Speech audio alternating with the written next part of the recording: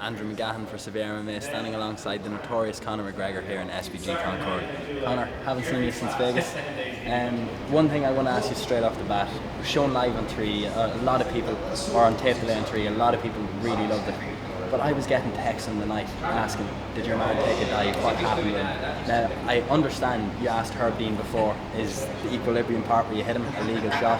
What was your take from that? It was a shot you had planned, I assume.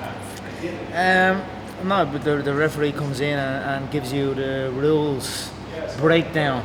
And one of the rules breakdown he gives you is points to where the legal shot. He basically outlines where the back of the head is. If it's behind the ear and below the ear, that's back of the head. If it's behind the ear but above the ear, it's illegal. Bar right down the back. The crown is also a legal blow. But people who think that was I don't entertain a thought like that, because anyone that knows combat sport, anyone that knows fighting knows you get cracked with a shot like that. It's like getting a smack of a hurley across the back, it's like getting a hurley wrapped around your neck. And then of course the hammer fist to the temple on the mat to put him away. The shots he took beforehand were heavy shots as well. I caught him with a clean left hook that caught him to the chin, and he took it well as well. I give him props for that. He took that clean. That was the cleanest one of the lot, but he was on his way out shot by shot. I break them down, and they cannot take my power. Maybe you could look at it from this way. It doesn't matter what people were saying or what they think. The fact that they were talking about you and bringing it up, the name Conor McGregor was being mentioned post-fight. You know what Ronda says: "Love me, hate me. Either way, you're talking about me." And I don't really care about that. I don't care about that. Personally, if you feel that that was a dive or whatever, you're an idiot. You don't know fighting. Look closer at it. These are 4-ounce gloves. There's barely protection on the knuckle. It doesn't take a lot for a man to go down. You get him down. You get him half foot. This is as real as it gets. There's no separation. There's no referee to give him time. This is as real as it gets. I have the opportunity to pounce on him, crack him a couple more times in the temple, and send him into unconsciousness. And that is what happened. But as far as people talking, I don't care about that. I'm going in to get paid and exit the contest safely. And I am grateful and thankful that is what happened on the night. And you've been everywhere since then. After that, you were down in Brazil. I'm not going to ask you your thoughts on your fight. Ask Aldo. I hope you tried it down in Brazil for the first time. I actually did. I tried it when I competed in a jiu-jitsu tournament in Portugal before I signed with the UFC, and that's where I came across that acai. It's actually really delicious. And a guy we have here in the gym, Gareth, he sells the fucking stuff. He'd be trying to sell it to me every day, saying this is the shit. But it is delicious. But I actually didn't try it in Brazil, funny enough. But Brazil was special. That whole trip was amazing, but it was far. It was a lot of fun, but it was also a lot of work. They had me doing back-to-back media, a full media tour, 12 to 14-hour days. Like even when I'm eating my lunch, I have some reporter that I don't know, trying to get these emotional questions out of me. It's draining, but it's part of the game. It has to be done, and that's that. For someone now who's getting all of this increased media pressure, and you're saying it's emotionally draining. When you first come up against that, did it take you back a little bit? Did you have to kind of rethink how you're doing things or what you're saying in interviews? Because you don't want to be getting emotionally charged. You don't want to be getting all of these questions 100%. 3 hours a day. 100%. I'll give you one example. Thursday before Dublin, the Dublin weigh-in. The Dublin weigh-in was Friday morning, we'll say, my morning, 2 p.m, 2 or 3 p.m. Thursday evening, they had me walk around Dublin with Ariel Helwani. The day before the weigh-in, when I'm cutting weight, when I'm dehydrated, and I love Ariel. He's a great guy. I always enjoy speaking with Ariel, but he's asking me these deep questions about me dad, me mom, me family, and these is not the type of questions I want to be dealing with the day before a weigh-in, the day before the biggest fight in my life. But this is part of the game. I'm learning to just cope with it, and it's like the way I see it is right now I'm free. I don't mind. I have a key, yeah? I don't. See, here we are, Friday fucking night. Last man here. Last man fucking here. Every single night you catch me here. I'm here all night. I can't shut this switch off. But what were we saying again? That Ariel with the deep questions. It's heavy on the mind, but it is what it is. The way I see it is, when I have to do all these media obligations that the UFC make us do, it's like I'm in the zoo. I'm a gorilla that's been put in the zoo. When I'm here now and I'm free to just show up and train all day, I am free. I am a gorilla in the jungle. Do you know what I mean? So that's the way I see it. When it's media time, I'm locked in the zoo. But it's part of the game. You have to do it. So I hate doing it. I don't even listen to stuff I say or watch shit like this. I watch myself fight. I watch myself train all day long and criticize and scrutinize it and pick every little detail of what way it should be. One thing you won't catch me doing is sitting down and watching me talk or doing something like that. I might watch it once maybe, but I don't like it. But it is what it is. So Dennis Siver's next. I know I saw the media stuff you were doing over in Boston and New York. Not going to ask how you think you'd match up against him. I'm going to ask, it's probably the biggest fight of your career. The Poirier fight was a big ranked opponent, but everyone is going to be watching this because they're going to say McGregor should be fighting a wrestler. He's being fed Siver. What do you say back to that? I think it's disrespectful to Siver. He can wrestle. He has proved he has wrestled in the past. He can wrestle in the past. He's taken Cub down. He's fought right up at middleweight. He's well rounded. He's aging. He was a juice head as well. So I mean, it is what it is. But I don't overlook anybody. But this is the game we are in. 1 minute they are a contender, the next minute they are a bum.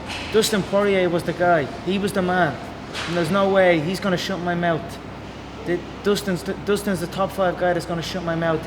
When Dustin falls in one round, now Dustin's a bum all of a sudden. This is the way the so-called fans treat the competitors, which to me is disrespectful. So I don't pay attention to it. Every man poses problems. I am confident in my own ability, confident in my work, and that is it.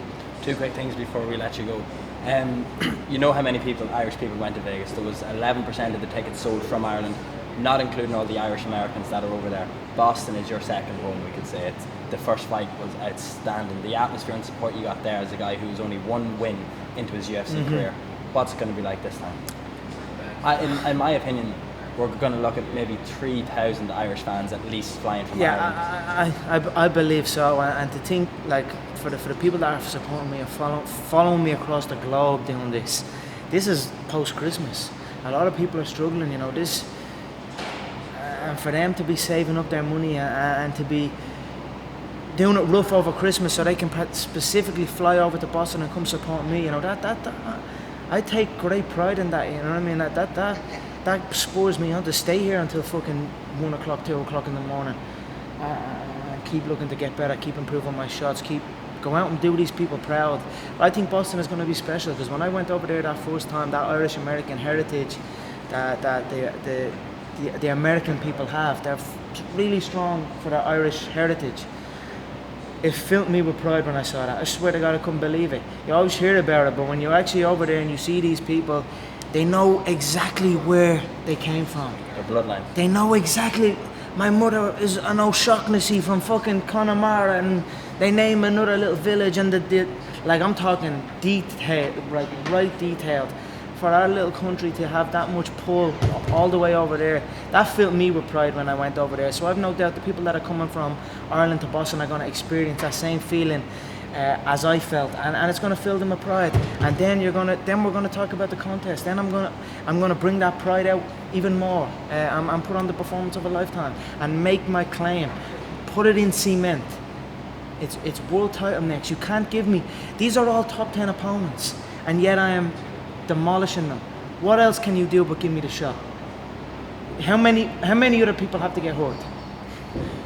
I think that's a line that's going to go down as a McGregor quote. I have to say, how many other people are going to get hurt? Finally, a lot of people are speculating, is the title fight going to be in Vegas? Is it going to be in Croke Park? I think the UFC are setting up the market perfectly in January. Week after your fight, we go to Stockholm. 2 a.m. local start time. It's going to be shown on Big Fox in America. I think this is the tester to see how do the Americans react to a card that's on at 2 o'clock in the morning over there. Set forward 6 months later to Croke Park. can we do a card in Ireland at 2 o'clock in the morning? Because you've got two aspects: 82,000 people, biggest gate of all time, and you can 83. have them on, 83, sorry, and you can put them on pay-per-view as well if we can get it to start at 2 o'clock in the morning in Ireland. Do you think that's the way they're kind of looking at it? It's a good observation, Andrew, and that's why you were doing what you were doing. You're seeing these things. I don't think you're far off. I don't think they're testing the waters with. I mean, they could be playing it safe and testing the waters with Sweden, but I think it's a done deal. I think you could bring over any of the top contenders. You could bring over Jose, and we could compete for the belt. But even if he pussies out, which I feel he might do, you could bring over Frankie. You could bring over the wrestler. First, it was the UFC caliber with Brimage. When I first fought Brimage, he's never fought UFC caliber. Then the striker. Then I fought Holloway. He's never fought a legit striker. Then I fought, who else I fought? Diego Brandao. I've never fought a Brazilian Jiu-Jitsu black belt with knockout power.